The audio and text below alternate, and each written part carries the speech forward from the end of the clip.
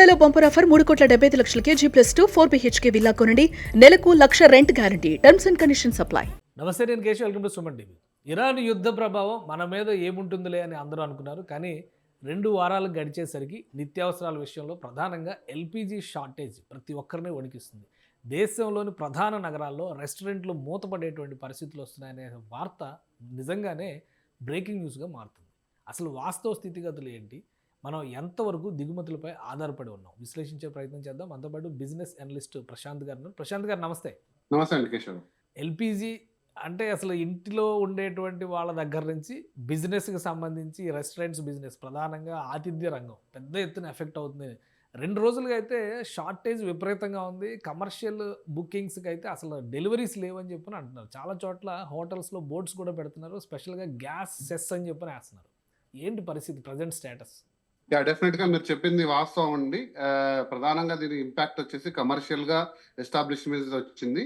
అందులోనూ ప్రధానంగా అట్లీస్ట్ కొన్ని ఒక మాదిరి ఎస్టాబ్లిష్మెంట్స్ ఆల్టర్నేట్స్ అరేంజ్ చేసుకున్నారు. కానీ స్ట్రీట్ వెండర్స్ చూసారా మీరు, ఫాస్ట్ ఫుడ్ జాయింట్స్ కానీ స్ట్రీట్ మీద ఉండే చాలా వరకు గ్యాస్ మీద ఆధారపడే బిజినెస్లు అన్నీ కూడా షట్ డౌన్ అయ్యాయి. సో అది చాలా చాలా చాలా ఇంపాక్ట్ అయింది. తెలియని ఇంపాక్ట్ అనేది మొత్తం కమర్షియల్ గా కూడా వచ్చింది. బట్ అదే మనం ఆన్గోయింగ్ వార్, ప్రధానంగా మనం ఇంపోర్ట్ చేసుకున్న పెట్రోల్ డీజిల్ ప్రైసెస్ పెరుగుతాయని, దాని మీద వస్తువుల మీద రేటు పెరుగుతాయని అందరూ అంచనా వేశారు. కానీ నేచురల్ గ్యాస్ సప్లై మనం దాదాపుగా 80 to 90% డిపెండెంట్. బట్ కాకపోతే అది ఇరాన్ కాకుండా మల్టిపుల్ ప్లేసెస్ నుంచి తెచ్చుకోవచ్చు. బట్ బేసిస్ గా ఏంటంటే స్ట్రెయిట్ ఆఫ్ హర్మూజ్ క్లోజ్ కావడం అనేది లాంగ్ రన్ ఇంపాక్ట్ వచ్చేసింది. అందులో ఎక్కడైతే ప్రైసెస్ పెరగడము, షిప్మెంట్స్ అన్ని కూడా బ్లాక్ కావడము, సో ప్రపంచవ్యాప్తంగా కూడా గ్యాస్ సప్లై అని చెప్పేసి కంప్లీట్ గా నిలిచిపోవడం అనేది జరిగింది. దాని ఇంపాక్ట్ మనకి ఇండియా మీద పడింది. ఆ ఇంపాక్ట్ ఇలా కొనసాగుతూ ఉంది. కానీ సార్, చాలా తక్కువ కాలంలోనే ఎఫెక్ట్ కనబడుతుంది అని. యాక్చువల్గా ఆపరేషన్ సింధూర్ సమయంలో కూడా మనం ఇంత ఎఫెక్ట్ కాలేదు. కానీ ఇప్పుడు మాత్రం ఇరాన్ ఇజ్రాయెల్ యుద్ధం జరుగుతుంటే ప్రతి చోట, ఇంకా చెప్పాలంటే క్లబ్బులు లాంటి వాటిల్లో అయితే గెస్ట్లు నాట్ అలౌడ్ అని బోర్డులు పెడుతున్నారు. రెస్టారెంట్స్, పెద్ద రెస్టారెంట్స్లో కూడా గ్యాస్ సెస్ అని చెప్పని బిల్లో సపరేట్గా ఛార్జ్ చేస్తున్నారు. సో ఇవన్నీ కొంత విచిత్రంగా ఉన్నాయి. మరి ఆ స్థాయిలో మనం డిపెండెన్సీలో ఉన్నామా? మనకి గోదావరి కృష్ణా బేసిన్ గురించి మాట్లాడుతున్నాము, న్యాచురల్ గ్యాస్ రిసోర్సెస్ పెరిగినాయని చెప్పని అనుకుంటున్నాము. బట్ ఇవి రియాలిటీలో లేవా? ఖచ్చితంగా రియాలిటీలో లేవండి. మీకు తెలిసి ఇండియన్ ఎనర్జీ సెక్టర్ అనేది కంప్లీట్లీ ఇంపోర్ట్ డ్రివెన్. ఈ రోజు మనం అందరం కూడా చేసుకుంటున్న కరెంట్, ఫర్ ఎగ్జాంపుల్ ఎలక్ట్రిసిటీ కూడా థర్మల్ ఎలక్ట్రిసిటీ. ఇండియాలో 70-75% థర్మల్ ఎలక్ట్రిసిటీ, దాంట్లో 80% import coal from China, Australia. So ప్రతిదీ కూడా ఇంపోర్ట్ డ్రివన్ మనది ఎనర్జీ సెక్టర్ వరకు. ఇంకా పెట్రోల్, డీజిల్, కిరోసిన్, తర్వాత అదర్ ఫ్యూయల్స్ అన్ని కూడా, అన్ని ప్రోడక్ట్స్ గురించి మనకు తెలిసిందే. మన దగ్గర పెద్ద రిఫైనరీస్ ఉండొచ్చు, Reliance refineries, but crude oil మనం ఇంపోర్ట్ చేసుకుంటాం. అలాగే నేచురల్ గ్యాస్, ఎల్పిజి, ఇవన్నీ కూడా మనం ఇంపోర్ట్ చేసుకుంటున్నాము. ఆ ఇంపోర్ట్ లో 2 రంగాలు ఇక్కడ ఇంపాక్ట్ అయినాయండి. ఒకటి వచ్చేసి యాక్చువల్ సోర్స్, అంటే కంట్రీస్ మనం ఎక్కడి నుంచి కొంటామో, ఇరాన్ లాంటి కంట్రీస్, రష్యా, తర్వాత అమెరికా లాంటి కంట్రీస్ నుంచి ఇంపోర్ట్ చేసుకుంటామో, దాంట్లో ఒక 30 to 40% ఇంపాక్ట్ అయింది. సోర్స్ రావట్లేదు. ట్రాన్స్పోర్టేషన్ అంటే మనం ఎక్కడి నుంచి తీసుకుంటామో, రవాణా చేసుకుంటామో, వాటి నుంచి ప్రొడ్యూస్ చేసే గ్యాస్ అయితేనేమి, ఇంకా దానికి ఏదైతే ప్రోడక్ట్స్ ఉంటాయో దానికి సంబంధించిన అన్ని కూడా ఇంపాక్ట్ అయ్యాయి. So strait of Hormuz close కావడము, తర్వాత ఇంటర్నేషనల్ రిలేషన్స్ కూడా కొన్ని షట్ డౌన్ చేయడము, దాదాపు మిడిల్ ఈస్ట్ లో అన్ని కంట్రీస్ తో ట్రాన్సాక్షన్స్ అన్ని కూడా షట్ డౌన్ అయినాయి.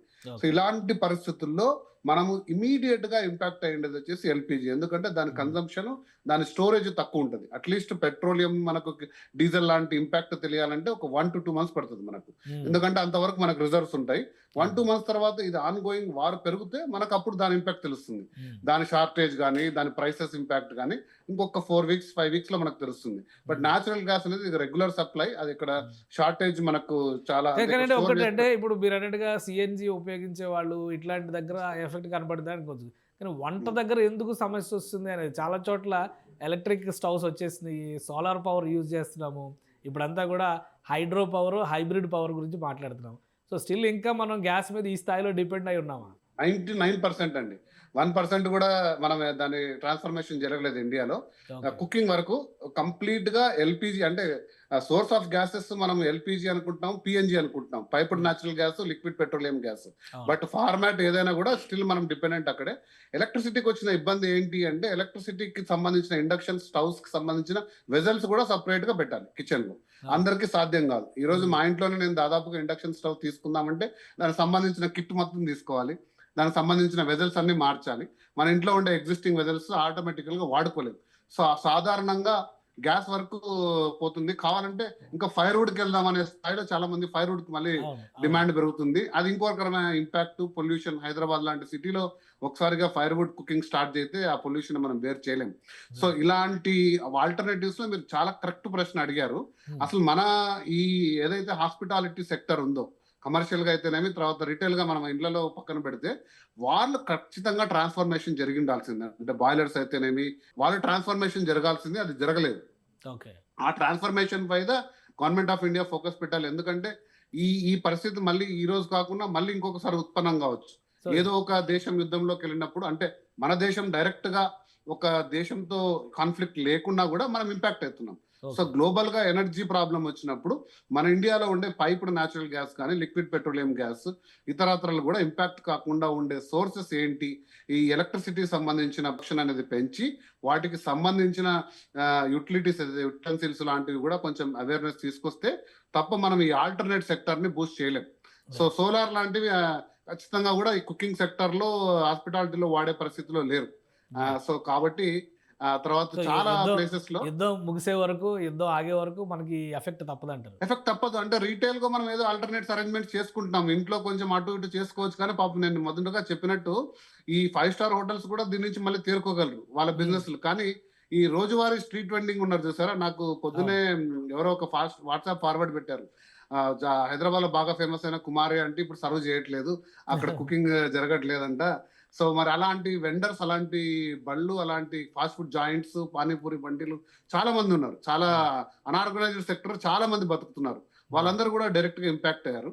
So I think Indian government అయితేనేమి, ప్రపంచ దేశాలన్నీ కూడా ఇప్పుడు రష్యన్ గవర్నమెంట్ తో, పుతిన్ తో చర్చలు జరుపుతున్నాయి. ఒపెక్ రష్యన్ గవర్నమెంట్ తో జరుగుతుంది, ముగిసిపోతుంది. అమెరికా చాలా ఫాస్ట్ గా దీన్ని క్లోజ్ చేస్తాననుకున్నారు. కానీ వాళ్ళు ఏదైతే ఎకనామిక్ యాక్టివిటీ క్లోజ్ చేయడం వల్ల వాళ్ళు తీసుకొస్తున్న ప్రెజర్ ఏదైతే ఉందో, అది చాలా అమెరికా ఇరాన్ మీద దాడి కంటే కూడా ఈ ఎకనామిక్ యాక్టివిటీ దాడి ఇంపాక్ట్ చాలా ఎక్కువ. అనుకున్న దానికంటే ఎక్కువ ఉంది.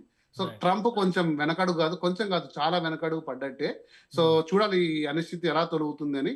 అలాగే మన ఎనర్జీ సెక్టర్ కూడా ఆలోచించుకోవాల్సిన అవసరం ఉంది. ఆల్టర్నేటివ్ ఒక్కసారిగా మనం ఇంత ప్రెజర్ లోకి వెళ్ళడము ఒక ఆందోళన ఉంది. చూసారుగా మీరు వాట్సాప్ ఫార్వర్డ్ లో ఎలా మనకు గ్యాస్ లేకుండా ఎలా వండుకోవచ్చు అని మొత్తం ఫార్వర్డ్స్ అన్ని కూడా అవే రావడం జరుగుతుంది. అవును. సో తర్వాత దాన్ని క్రైసిస్ క్రియేట్ చేసి ఒకరింట్లో 4 సిలిండర్లు 5 సిలిండర్లు బ్లాక్ చేసుకోవడము ఒకప్పుడు పరిస్థితులు తీసుకొచ్చారు. సో వాటన్నిటి కూడా కొంచెం పరిశీలించుకొని జనాలు కూడా అవేర్నెస్ తీసుకొని మళ్ళీ క్రైసిస్ ని నార్మల్ సిచ్యువేషన్ తీసుకొచ్చే బాధ్యత ప్రభుత్వాందే ఖచ్చితంగా. రైట్. థ్యాంక్ యూ ప్రశాంత్ గారు విశ్లేషణ అందించినందుకు.